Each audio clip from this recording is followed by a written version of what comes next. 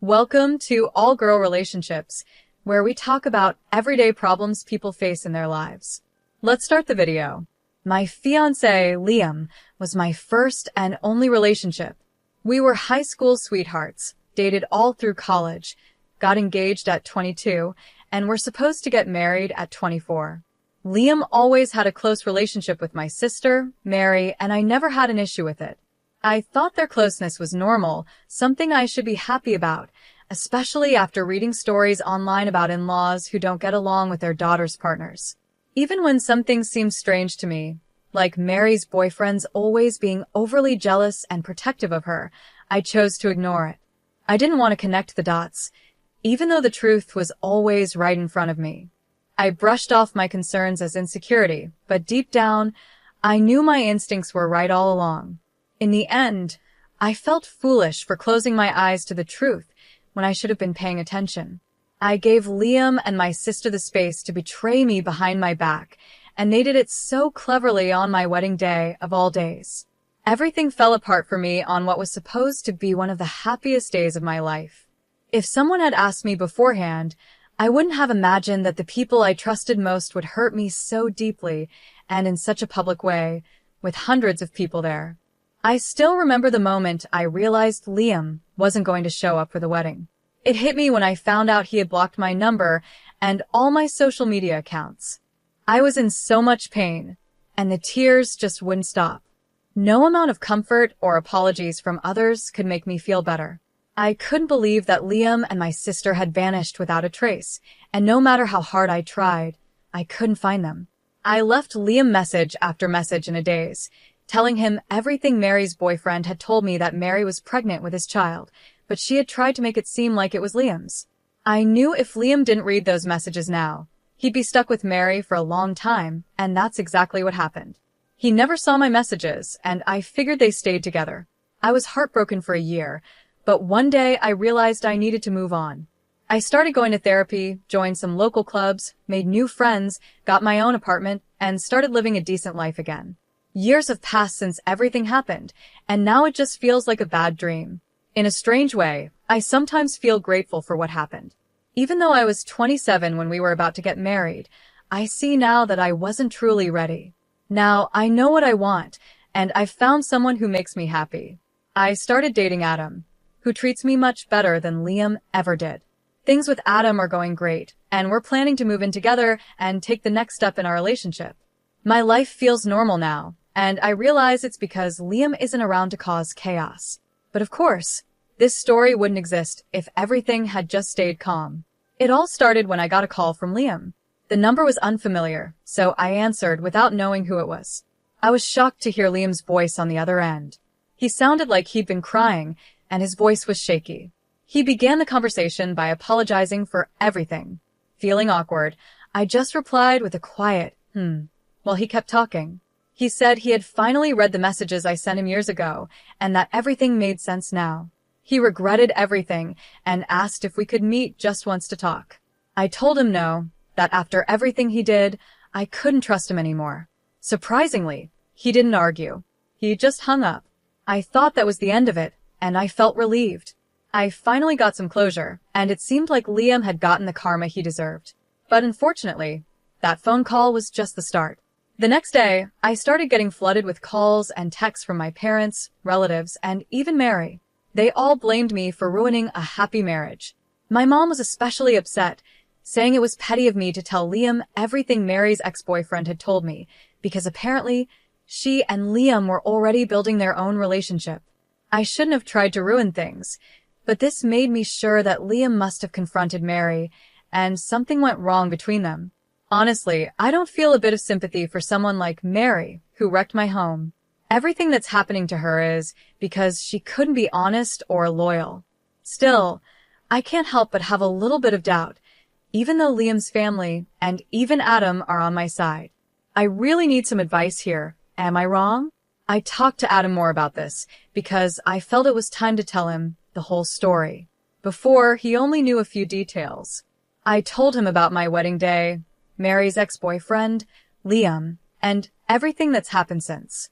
Adam was really understanding and supportive. He knew why I was so hurt by how my family was acting in this situation. He even suggested that I should meet Liam and hear what he had to say. I was surprised, but I agreed. I messaged Liam on the same number he used to call me. We talked a little and made plans to meet in a couple of days as he would be flying to my city. I'll keep you all updated. Well, I met Liam today, and everything you guys predicted was right. Mary had lied to Liam because, of course, Liam had more money than her ex-boyfriend, who was still in college when they were dating. Their relationship turned toxic right after Liam proposed because Mary had gotten what she wanted, a bank account. She stopped doing the things she used to with him and just started using him for his money. Liam was crushed. Since they were married, divorcing her would mean losing a lot of his assets. Eventually, though, he found one of the messages I had sent him while going through his old phone, and that confirmed his suspicions. He decided to get their son's DNA tested, just in case, and it turned out the ex-boyfriend was right. Liam kicked Mary out and filed for divorce. Mary is furious now because she had to move back in with my parents and can no longer afford her expensive lifestyle. Liam told me he wanted to meet me to thank me for helping him. He also tried to talk about how he wished things had worked out between us. I told him straight that the only reason we didn't work out was because of him and his lack of loyalty. I guess he finally realized how badly he messed up because he listened to everything I said with his head down in shame. I didn't say much. I just got up and left. Right now, what I'm really thinking about is my relationship with my family. It's heartbreaking how they side with Mary when she's clearly the one in the wrong. It makes me wonder if my relationship with them was ever real. I know they've always favored Mary because she's the youngest, but this is too much. I'm honestly speechless. I think I need some time to figure out what I really want. Adam and I decided to go on a road trip, which lasted about 2 weeks. Luckily, our jobs are flexible. That trip opened my eyes. It made me see my parents for who they really are and how they truly view me. I realized that, to them, I was always just a replacement for Mary. As soon as they got her back, they'd forget about me. This time wasn't any different from the others, except now I saw it clearly and could connect the dots. Their favoritism toward her is so extreme that I wouldn't be surprised if they even encouraged her to have an affair with Liam. As expected, Mary threw a tantrum when she came back, and my parents got mad at me again. I'm sure they also gave her a lot of money, especially since she gave birth to their first grandchild. But, as usual, Mary ran off again, this time with another rich guy, and cut all contact with my parents, leaving them to take care of my nephew. I didn't find out from my parents, though. They started acting sweet and talked about wanting to see me again, which made me suspicious. So I called my cousin, who told me everything. That's when I realized they wanted me to take care of Mary's son until she came back, and then they'd push me aside again. I wasn't going to let that happen. That's when it all clicked for me, and I knew I had to cut them off. So I blocked their numbers. I got back to the city yesterday, and also found out that Liam tried to move back in with his parents after losing so much money on divorce lawyers and alimony, but they said no. Like I said before, he deserves it. I don't feel any sympathy for Mary, my parents, or Liam. Mary's going to face her consequences. My parents are now raising my nephew, and Liam's life has fallen apart because he couldn't stay loyal. I have Adam, and my biggest concern now is just our relationship. Thank you. You're definitely for cutting ties with your family. It sounds like a mess, and the sooner you cut them off, the happier you'll be. You also need to trust your gut more, because it can really save you from a lot of heartache. I love how you ended up cutting your family out. I could tell throughout the story that they played a big role in all the problems. I'm glad you realized it and dealt with it at the root. Now on to my situation. I'm 28, female, and live with my husband, who is 30. My mom, who's 61, was diagnosed with early onset dementia about a year ago. She's been living with us because none of my other family members are willing to take her in. Since I'm a nurse, there's been pressure on me to take care of her, but it's very different when it's your own mom. I know she's going to get worse over time. Right now, she's still enjoying life, watching her favorite movies and playing card games. But she can't be left alone because she's vulnerable and might accidentally start a fire or forget where she is. I have one sibling, an older brother named Larry, who's 37. Until recently, he hasn't helped at all with caring for our mom. Larry lives with his wife, who's 35, and they have 2 kids, ages 12 and 9. I've asked Larry for help a few times, but he always says he's too busy with the kids and their activities. Over the past month, I've been more firm with Larry and told him that she's his mom too, and the least he could do is help out once a week. Now, every Friday, he takes our mom out for the day, usually to get coffee and go for a walk. She loves it and it gives me and my husband a break. But Larry's wife is upset with me. She says I'm taking Larry away from their family, and when he comes home, he doesn't want to help with housework or play with the kids. I told her that's not my fault, and that our mom's care isn't optional. It's not fair for me and my husband to do everything when Larry is fully capable of helping. She suggested we put our mom in a nursing home. I told her we can't afford a nursing home unless she and Larry are willing to split the cost. She said they have better things to spend their money on. I told her, well, tough luck, and that Larry will have to keep helping. She called me a jerk for making Larry help. You're definitely. Taking care of your mom is a huge responsibility for you and your husband. Your brother helping out once a week for a few hours is the least he can do. If he's too tired afterward to help his wife or take care of their kids, that's their issue to figure out. They chose to have kids, so that's not your problem. I'm sure you also have other things you'd like to spend your money on, but here you are providing full-time care for your mom and covering all the costs from what it sounds like. Your brother's wife is being selfish for not trying to understand. But this can't continue like this, it's only going to get harder. Don't let yourself be the only one handling the finances and care for your mom. You and your brother need to work together to find a solution. Of course, you should consider your husband and he should consider his wife, but they don't get the final say. If your sister-in-law doesn't like it, go on vacation and drop your mom off at their house as long as it's safe. Let her see what it's really like to care for someone with dementia. Now, onto my story. My boyfriend, who's 32 and I, 34, are celebrating our 4-year anniversary this month. Since the actual day is on a weekday, we decided to celebrate on the weekend. We both work from home, and we don't live together, so I wanted to surprise him on the actual day with breakfast, a plant he loves plants, and a box of chocolates. I arrived at his place around 7 a.m., knocked on the door, and waited a while for him to answer. I figured he was still asleep. When he finally opened the door, he looked upset. I quickly apologized for waking him up and told him I just brought a few gifts for our anniversary.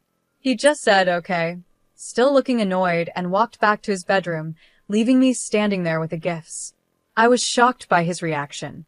I put the things I brought on the kitchen table and was about to leave, but then I heard some noise from his bedroom, and he came back with his pants on. I thought he was going to hug me or something, but instead, he fed his cat and went to the bathroom while I stood by the door. I felt sad about how he reacted and started crying because all I wanted was a little happiness from him.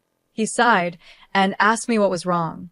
I told him I was sad because he seemed annoyed that I was there, and I had hoped he would be a little happy that I brought something for our anniversary. He responded sarcastically, saying he was sorry for not meeting my expectations and that I couldn't expect him to be happy because I woke him up and he hadn't slept well. Honestly, I wasn't expecting a big celebration or even a gift from him. All I wanted was a hug, a kiss, and a simple thank you, which didn't happen. We didn't even get to enjoy breakfast together because I was in such a bad mood after that, so I left his place. So, am I the jerk for waking him up to surprise him? Thank you all for your thoughts. It gave me a lot to consider. I'll try to answer your questions. His sleep schedule. He wakes up when he wants since he's a freelancer. He does struggle with insomnia, which he's working on. Before my visit, he told me he was getting back to a regular sleep schedule and would wake up around 8 or 9, so I didn't think 7 a.m. was too early. Initially, I planned to leave the gifts in his mailbox and text him, but I got excited to see his reaction in person. I admit I should have thought that through more carefully. I don't usually show up like that, but I thought it would be a sweet gesture. Does he usually like surprises? Yes, he does. Keys to his place. I used to have them, but he asked for them back after getting his cat, which he adopted when his grandmother moved to a retirement home. His mom takes care of the cat when he's away, which is why I don't have keys anymore. Some people think it's weird he didn't make another copy, but I don't see it as a red flag. We just didn't think about it. Is he cheating? No, he's not cheating. I didn't give any hints that I didn't trust him. The noise I heard was just him drinking water, making his bed, and putting his pants on. I trust him. For the update, we talked about everything and we both agreed that we were a little in the wrong. I apologized for waking him up after a bad night and getting upset at how he reacted. He apologized for making me feel rejected and said it would have been different if he had slept well. He also mentioned he was touched by the gesture, not the jerk. Look, I'm not a morning person either, so I can be like a zombie when I wake up. But even if I were barely functioning, I'd still give you a hug, say thank you, and let you know I needed a quick shower to fully wake up. After 5 years, you probably know his sleep schedule. A lot of comments are focused on the fact that it was 7 a.m., which is when most people are awake, but since he works from home, his schedule is different. If my partner woke me up at 4 a.m. with a surprise, especially on a day we had already agreed not to celebrate, I'd probably feel the same way.